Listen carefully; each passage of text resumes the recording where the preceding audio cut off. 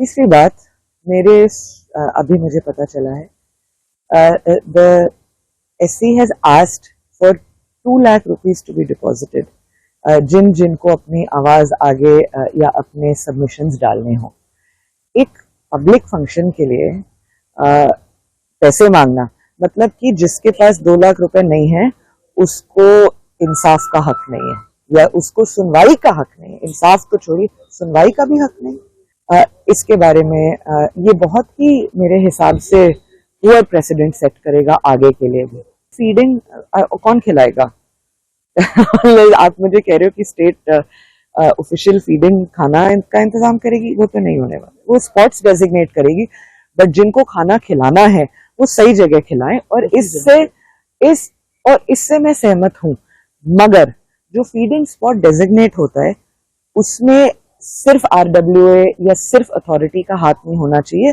Expertise को साथ लीजिए, बिकॉज हम रोज डॉग्स को हैंडल करते हैं, हम रोज डॉग्स को खाना खिलाते हैं और उनमें जो लड़ाइयाँ होती हैं, आप मेरे सेंटर आ चुके हैं, आप देख चुके हैं, हम रोज 150 कुत्तों को 400 स्क्वायर फुट में खाना खिलाते हैं। हमारा तजुर्बा का इस्तेमाल करिए। अगर आपके फीडिंग डेजिग्नेटेड फीडिंग स्पॉट से और दिक्कत हो गई, फिर उसकी जिम्मेदारी कौन लेगा? फिर हम आपको जिम्मेदार ठहराएंगे, ऐसा थोड़ी है। तो साथ में मिलके फीडिंग स्पॉट तय करते हैं।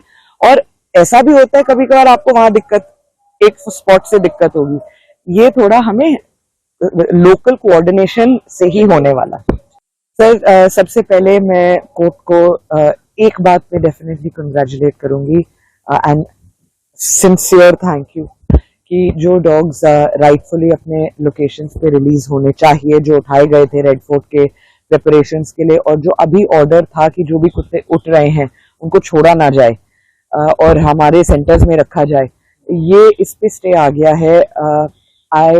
जैसे हम कह रहे थे ऑल्टरनेटिव पॉसिबल ही नहीं था, तो आई थिंक ये कोर्ट ने रिकॉग्नाइज किया। मैं not only the animal loving community but सबको, सारे साइंटिस्ट्स को, एक्सपर्ट्स को, और जिनको शायद कुत्तों से इतना प्यार जैसे हम लोगों को है ना भी हो, उन लोगों ने भी विज्ञान का साथ देके इसके खिलाफ खड़े हुए। पहली बात। दूसरी बात, अभी मुझे सुनने में आया है और जो मैं आपको पिछले 10 दिन से कह रही हूँ, ये पूरा जो मुद्दा था ultimately aggressive and biting dogs पे उतर आता है। इसकी परिभाषा क्या है ये बहुत क्लियर होना चाहिए। बाइटिंग डॉग मतलब एक बाइट है।